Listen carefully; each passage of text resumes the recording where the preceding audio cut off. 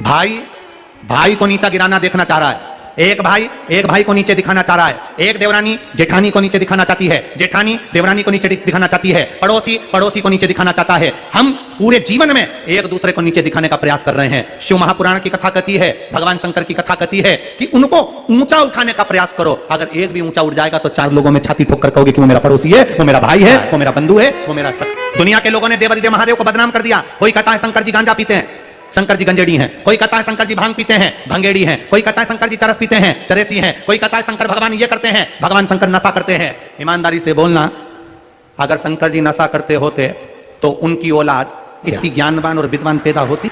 गणेश जी जैसे बुद्धि के देवता और रिद्धि सिद्धि जैसी बहू, सदानंद कार्तिकेय देवों के भी देव, सेना के अध्यक्ष सदानंद कार्तिकेय हैं। अगर शंकर भगवान नशा करते होते तो नशा करने वाले की औलाद इतनी वीर, इतनी बुद्धिमान, सारे वेद और पुराण लिखने वाली। वेद व्यास जी तो बद्रीनाथ में जाकर बैठ गए, लिखने के लिए गणेश जी को बिठाया था। वो बोल रहे थे, लिख रहे थे, गणेश जरा बुद्धि के देवता को जिसने प्रकट करा हो, सदानंद कार्तिकेय को जिसने प्रकट करा हो, वो नशा नहीं करता, दुनिया के दुख को पीता है, इसलिए लोग उसे नशेला कर देते। लोग नशेला कर देते हैं। जरा सा जिंदगी में दुख आता है और आप मदिरा की दुकान पहुंच जाते हो, जरा सा जिंदगी में दुख आता है और आप मय खाने पहुंच जाते हो, जरा सा जिंदगी में दुख आता है और आप शराब का नशा करने पहुंच जाते हो। बहुत दुख था, इसलिए मेरा मूड करा तो मैंने पी ली। तो उसी के पास में दवाई की दुकान थी, जहर मिल रहा था, पी के बता देता। बहुत दुख था, पी ली। जरा सा दुख आया, तकलीफ आई, कष्ट आया, जरा सी तकलीफ आई और मदिरा का पान कर लिया।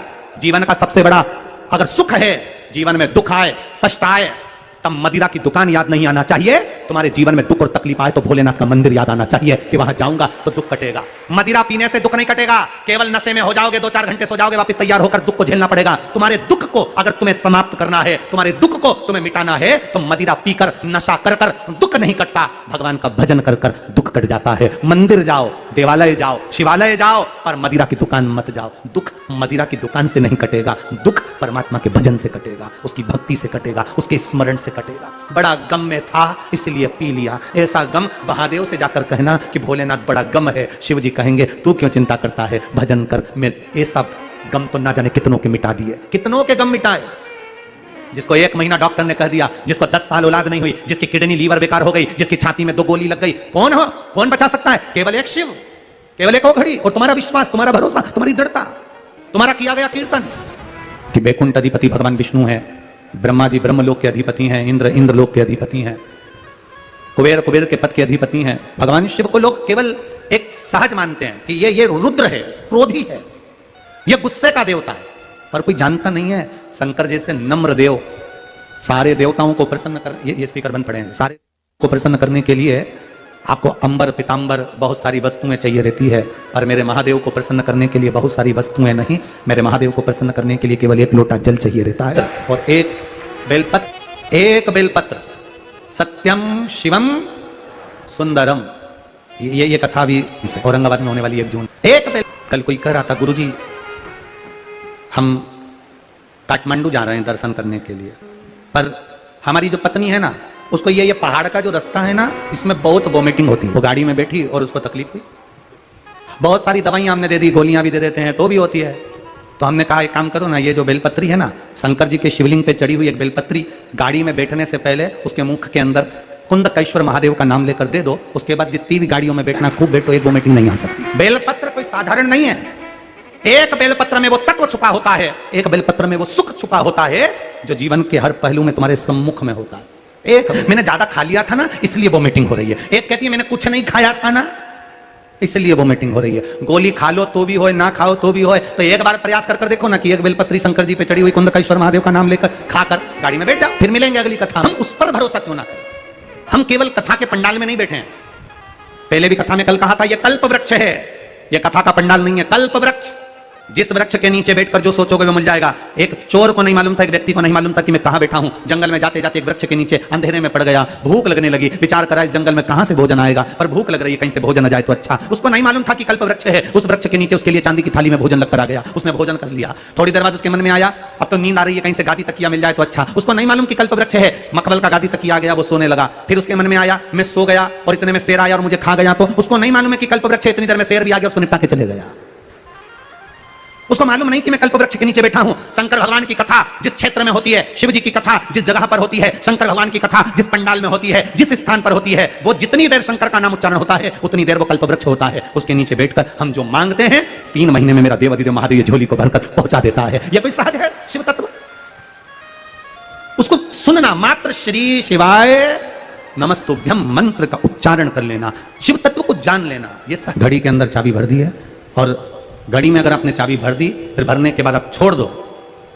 घड़ी में चाबी भरने के बाद जब आपने छोड़ दिया, समय आएगा अपने आप अलार्म, बोलो जम के बोलो, बज जाएगा। आप शंकर जी के मंदिर में जाकर जल चढ़ा दो, आप शिव जी का गुणगान कर लो, आप शंकर जी पे 1 लोटा जल चढ़ा दो, आप शंकर जी पे बेलपत्र चढ़ा दो, आप श्री शिवाय नमस्तुभ्यम करो, मंत्र जाप। आप भगवान शिव की अविरल भक्ति का जाप, आप भगवान शंकर की अविरल भक्ति, जल चढ़ाते रहो, चढ़ाते रहो, चढ़ाते रहो, बेलपत्र चढ़ाते रहो, शंकर भगवान का भजन करते रहो, शिव महापुराण की कथा सुनते रहो। जब आपके भजन का फल जब मेरे महादेव देख लेंगे कि तेरी दुख की घड़ी आई है, उस समय पर वह अलार्म बजाना प्रारंभ कर देंगे। उस समय पर तुम्हारा भजन सामने आकर खड़ा हो जाएगा। तब ये भजन तुम्हारा वहां आकर खड़ा हो। एक बार जोरदार ताली बजाएं, बोल काशी विश्वनाथ भगवान की।